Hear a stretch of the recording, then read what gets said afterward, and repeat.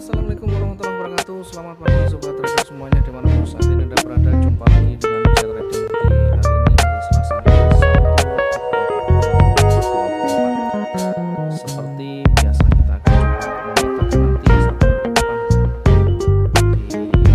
utama di Excel, nanti susul dengan lain-lain, Bitcoin dan lain-lain. Baik, sebelum kita lanjutkan, mungkin teman-teman yang baru menemukan channel Bisa Trading, jangan lupa subscribe dulu, like, share, dan video yang lain supaya lebih banyak yang beredukasi. Terima kasih kita ucapkan kepada teman-teman yang sudah bergabung dan mendukung kita saat ini. Selanjutnya kita akan melihat bagaimana di satu hari kemarin. Emas satu hari kemarin kita perkirakan akan kembali naik ya. Perkirakan di awal akan kembali naik dengan simulasinya seperti ini yang kita lakukan. Jadi jangan dipotong satu penjelasan, tapi ikutilah penjelasan berikutnya. Itu ada syarat dan ketentuan yang berlaku. Jika dia turun tidak mampu menembus area orange ini, maka kita perkirakan dia akan kembali bergerak naik. Bergerak naik juga kita akan mengujinya di area resisten di sana, yakni di kisaran 2664. Jika nanti ditutup lebih tinggi atau bergerak, maka akan kembali naik sampai mendekati area jauhnya. Nah, sekarang pertanyaannya, apakah terpenuhi? Dari bergerak turun sampai di supportnya tidak terpenuhi untuk dia break, kemudian memantul, dan memantul ini juga tidak sampai pada titik resisten dan kembali bergerak turun. Dari mana kita bisa mengetahui? Dari candle yang terbentuk, dari karakteristik, dari struktur yang baru terbentuk di sana. Perhatikan dia sempat bergerak turun, melemah dan mulai kembali bergerak turun, bahkan sudah hampir menembus level supportnya. Maka ketika sudah menembus level supportnya, simulasi adalah turun, kemudian posisi kecil dan kembali turun. Nah, kalau kita lihat ini turunnya sempat koreksinya tapi di bawah ya, artinya bukan sesuai dengan garis yang kita buat, tapi lebih condong ke bawah dan koreksi kecil kembali. Artinya simulasinya kira-kira seperti itulah karakteristiknya.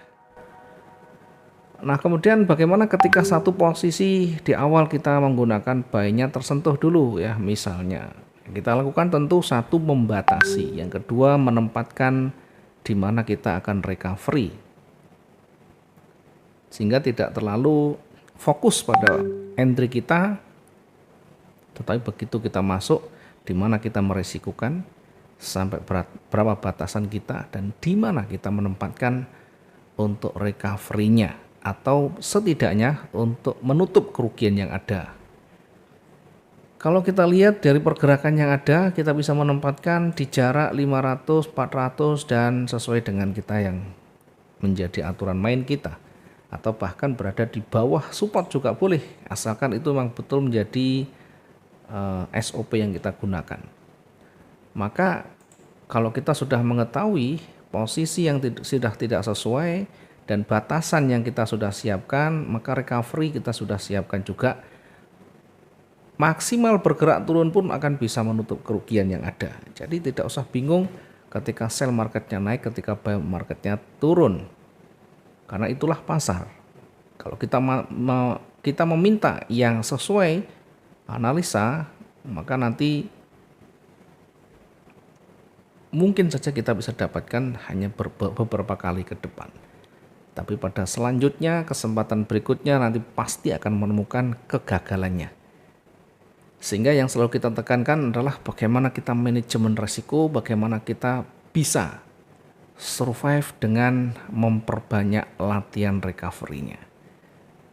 Sehingga batas kemampuan kita diuji pada sejauh mana kita nanti mampu survive dengan berbagai macam strategi untuk recovery. Ada banyak cara, yang penting cocok dan sesuai. Kalau kita lihat dia bergerak turun pun akan sampai dan menutup kerugian yang ada. Bergerak turun tetap kita perkirakan yang pertama di area target, yang kedua tetap kita perkirakan di area targetnya. Kemudian maksimal berada di titik jenuh di kisaran 2625. Dan kalau kita lihat titik jenuh ini persis berada di sini, terhenti kemudian balik naik. Maka tentu dengan simulasi ini kita bisa mengambil satu sisi baiknya. Oh ternyata kemarin saya harus begini. Oh ternyata yang saya lakukan harus lebih berhati-hati dan seterusnya. Perbanyak kita untuk latihan recovery. Oke, selanjutnya kita akan melihat di euro. Bagaimana di euro? Euro kita perkirakan akan bergerak turun. Dengan simulasi juga sama, dengan syarat dan ketentuan jika dia turun menembus area support atau area warna oranye yang kita tandai, akan berpotensi akan berlanjut turun. Di atas juga demikian, jika nanti ditutup lebih tinggi dari resisten terdekat, maka dia akan bergerak jauh lebih tinggi lagi. Sehingga kalau kita lihat turun, sempat turun tapi tidak sampai menyentuh posisi supportnya, kemudian balik naik, posisi buy tersentuh, break di sana, kembali bergerak naik. Bagaimana kalau breaknya sampai pada resisten? Maka kita lihat lagi ya. Jangan kita terpancing dengan break yang terlalu panjang, bahkan menyentuh area level penting berikutnya.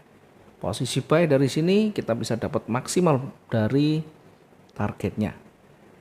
Demikian juga ketika berbalik turun, sebenarnya kita sudah bisa menempatkan di sini untuk sell-nya kembali. Dengan cara bagaimana ya trigger itu sudah muncul untuk pembalikannya. Apa yang muncul di sana? Silakan perhatikan di sini. Ini trigger yang sudah muncul untuk sellernya. Euro kita bisa maksimal. Kita ke pound sterling ya. Pound sterling bagaimana? Pound sterling sama kita perkirakan turun dengan simulasi ketika ini nanti ditembus. Ketika tidak ditembus maka akan kembali memantul lagi. Kemudian kita juga mengujinya. Di atas itu ada warna orange ini untuk menguji kekuatan bullishnya. Jika nanti tutup lebih tinggi maka akan terus bergerak naik. Nah bagaimana kalau ditutup lebih tinggi tetapi mendekati resisten ya, tentu akan sangat berbeda ketika berada di level berikutnya, atau setidaknya kalau sudah mendekati daily range-nya, nah tentu berpeluang akan kembali memantul ya. Dari target 2 ini, satu target terpenuhi dengan baik bahkan lebih. Ya, sekalipun pada akhirnya naik turun tidak menjadi masalah karena kita intinya bisa mendapatkan peluangnya. Pound sterling Jepang yen bagaimana? Pound sterling Jepang yen ada posisi yang pertama, posisi buy itu sempat tersentuh ya. Posisi buy sempat tersentuh, kemudian kita kemarin mengambil di sini ya. Sampai bergerak sekitar 200 dan berbalik ya. Maka yang kita lakukan adalah merecover di 150 hingga 250 dari titik entry-nya, kita bisa membatasi dan merecover. Dengan demikian sekalipun dia bergerak turun, ini tetap bisa menutup kerugian. Sell bukan di sini tapi menyesuaikan dari titik entry buy. Bergerak turun tidak sampai pada mungkin pada target berikutnya, kembali bergerak naik sampai di target yang kedua dan sudah konsolidasi sampai selesai. Bitcoin bagaimana? Bitcoin kita perkirakan masih akan drop ya. Kita menempatkan posisi sell yang cukup jauh di 64082 dengan target 1 dan target 2 ya. Target 2 tidak terpenuhi, hanya sampai di target satunya. Ya, kalau misalkan ada posisi yang sudah tersentuh ya tentu kita akan recover di jarak 60.000 dari titik running. Ya, kalaupun nanti kena sampai pada harga terendah di 63219.94 tetap bisa merecover dengan baik. Mungkin itu saja reviewnya. Kita bisa banyak belajar, bisa banyak koreksi dan evaluasi dari yang sudah kita alami 1 hari kemarin. Ada hal positif yang bisa kita ambil, kita jadikan sebagai pemicu untuk kita lebih baik lagi. Ada hal negatif atau mungkin banyak melakukan recovery, maka tentu kita juga bisa banyak belajar dari pengalaman melakukan recovery. Mudah-mudahan semuanya bisa berjalan dengan baik dan bisa berakhir dengan profit tentunya. Kita akan lanjutkan untuk memetakan lagi 1 hari ke depan di XAU. Kembali kita melihat di time frame monthly di awal pekan ya. Kemarin sudah kita perkirakan ya, karena di jelang akhir bulan posisi bullish masih signifikan, masih kuat, sehingga kecil sekali untuk berubah menjadi warna merah. Yang ada adalah koreksi, bisa berkurang tapi akan koreksi kecil. Kenyataannya masih momentum bullish ya. Nah sekarang kita coba untuk memetakan lagi bagaimana potensinya, karena momentum bullish masih kuat, tentu bulan ini juga berpeluang masih akan bergerak naik. Di time frame H4 kita melihat ada koreksi kecil hanya sampai pada koreksinya, area koreksi masih cukup jauh.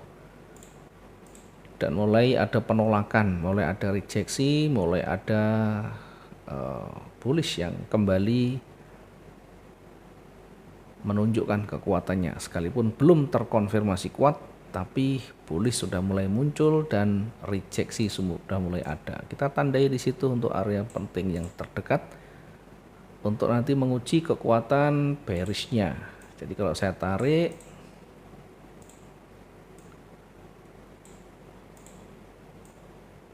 oke, kalau saya tarik kira-kira seperti ini, naik kemudian turun koreksi, kemudian naik lagi, kemudian turun lagi. Nah selanjutnya nanti akan kembali bergerak naik, tentu jika kondisi area ini tidak bisa ditutup lebih rendah atau signifikan ke bawah, sehingga lebih berpotensi naik dulu. Kita manfaatkan dulu di kisaran berapa ini ya untuk memanfaatkan peluangnya ya. Kita masuk di time frame H1 dulu, potensi mau bergerak naik tadi ya. Kita lihat di H1. Di H1 nanti kita akan mengujinya hingga di area pentingnya. Oke, di H1 ini di A4 tadi kita sudah lihat kecenderungannya tentu masih akan bergerak naik. Nah sekarang dari yang terdekat dulu kita tarik kecenderungannya naik, kemudian turun, kemudian naik lagi, kemudian bergerak turun. Nah sekarang saatnya untuk kembali bergerak naik. Tentu kita uji dengan menggunakan area terdekat dulu di sini, apakah nanti ditutup lebih tinggi atau bahkan akan memantul di sana. Kemudian kita juga akan menguji dengan wilayah koreksinya di kisaran harga di sini ya, karena ini cukup dekat dengan resisten lagi. Nanti kita lebih berhati-hati ya. Kemudian di sisi atas ada resisten yang harus kita waspadai. Selama masih berada di resisten ini, masih berada di sini, tentu peluang untuk bergerak turun masih sangat terbuka lebar. Jadi bisa saja nanti seperti ini, dan bahkan mendekati begini boleh, bisa. Dan ini masih berpeluang kembali turun ketika tidak bisa break dari lingkaran warna hijau di sana. Nah, kita perkirakan hanya sampai di sini. Nanti sambil kita mengujinya, apakah betul-betul sampai pada area itu atau hanya di bawahnya. Kita uji nanti naik di sini. Sehingga kita menempatkan dulu untuk posisi yang terdekat. Untuk buy-nya kita bisa lebih awal menempatkan. Kita bisa menempatkan lebih awal. Nah, di situ kan ada area pentingnya. Di situ ada resisten. Apakah tidak terlalu beresiko? Iya, semuanya penuh resiko, tetapi tentu kita dari sisi probabilitas karena masih cukup pagi, maka peluang ini masih besar. Sekalipun nanti tersentuh dan memantul tidak menjadi persoalan, yang penting kita sudah siap dengan resikonya, sudah siap dengan aturan recovery yang kita sudah bangun selama ini. Kalau kita masih belum paham dengan recovery, ya tentu lebih baik menghindari area seperti ini. Kita bisa entry di sini, di atasnya. Atau bahkan kita bisa menunggu di sana. Tetapi kalau kita menunggu terlalu jauh, nanti yang ada potensi akan berkurang. Sampai di situ mungkin nanti akan kembali bergerak turun lagi. Sehingga kita lebih awal mendekati area resisten di sini. Kemudian juga kita perhatikan jarak jangan terlalu jauh dan jarak jangan terlalu dekat.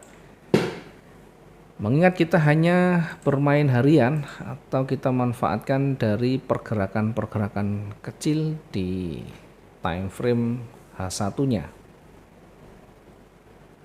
Kita bisa manfaatkan untuk buy di situ di 2642. 2642.22.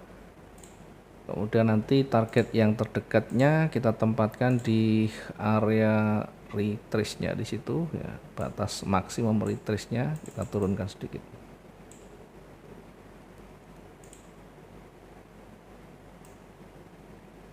Masih terlalu jauh, maka kita bisa naikkan dari sisi entry point-nya.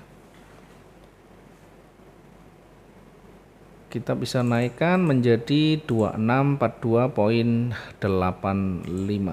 Kalau misalkan terlalu dekat, silakan diubah. Kita hanya mensimulasikan. Jadi bentuk dari opini kita seperti ini, yang kondisinya betul-betul lebih dekat, jadi harus dipertimbangkan. Kalau tidak sesuai atau mungkin dianggap ini terlalu dekat, ya silahkan ditempatkan yang sesuai. Yang jelas hati-hati di area 2650 ya, di area 2650 ini berpotensi memantul lagi. Kita coba ukur jaraknya. Oke, masih terlalu panjang, kita turunkan sedikit biar tidak terlalu jauh sehingga target itu mudah terpenuhi. Di 2650.17 untuk target yang terdekatnya. Setelahnya kita bisa menempatkan di target selanjutnya, yakni di kisaran berapa ini, 2657. Ini kita masuk ke target selanjutnya jika dia break sudah dari koreksinya 2657.97. Ini untuk target yang kedua. Untuk area jenuh beli hari ini kita perkirakan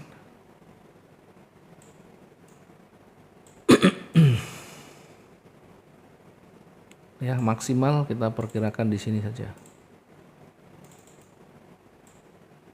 Jenuh beli kita perkirakan di 2669. Area jenuh beli di 2669 poin sekian.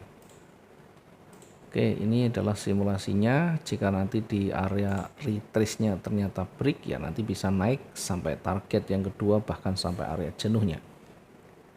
Kembali di peluang jika nanti tidak sampai di sini ya, tidak sampai lebih tinggi kemudian berbalik. Tentu kita harus siapkan nanti batasannya dan simulasinya. Kalau dia turun nanti kira-kira akan seperti ini, bergerak sampai pada area supportnya, kemudian memantul kembali, dan jika tidak bisa lebih tinggi akan kembali bergerak turun lagi jauh lebih panjang. Ini simulasinya. Yang di atas tadi bisa juga nanti dia akan naik lagi seperti ini. Sampai di sini akan coba nanti retest, kemudian akan konsolidasi karena sudah cukup panjang dan mungkin malam, maka dia akan konsolidasi. Oke, di sisi bawah kita menempatkan posisi sell di bawah dari titik dari low hari ini. Kita cukup manfaatkan area di orange-nya. Sellnya di 2631.71 dengan target nanti cukup berada di warna kuning yang bawah. Ya. Bahkan tidak sampai di ujung bawah, cukup di level psikologisnya di sana. Kita sudah bisa dapatkan target yang pertama di 2624.30 kita targetkan. Kemudian jika masih tidak ada tanda-tanda pembalikan, masih kuat momentum bearishnya, kita akan kembali menempatkan target yang kedua di kisaran berapa ini ya, 2616. Target berikutnya di 2616.82. Kemudian kira-kira kalau dia maksimal masih kuat bergerak turun sampai di mana, kita ukur saja dengan menggunakan daily range sebelumnya ini. Nah, kita perkirakan nanti di sekitaran ini area jenuh jualnya kita perkirakan di 2602. Ini untuk area jenuh jual. 2602 poin sekian menjadi catatan nanti ketika sudah mulai mendekati apakah ada tanda-tanda pembalikan atau justru momentum bearish masih kuat. Pertama kita lihat nanti waktunya, yang kedua karakteristiknya seperti apa ketika break di sana, baru nanti kita lihat potensi berikutnya. Bisa jadi panjang tapi sudah betul-betul waktunya cukup malam atau sudah tinggal sesi Amerika, maka tentu nanti berikutnya akan konsolidasi atau bergerak lebih kecil. Mungkin itu dulu yang bisa kita sampaikan untuk analisa hari ini. Untuk selanjutnya di pair yang lain kita akan nanti bagi di grup masing-masing. Mudah-mudahan hari ini bisa bermanfaat dan bisa maksimal profit kita. Sampai ketemu di lain waktu. Selamat pagi. Assalamualaikum warahmatullahi wabarakatuh. Salam profit 2 arah.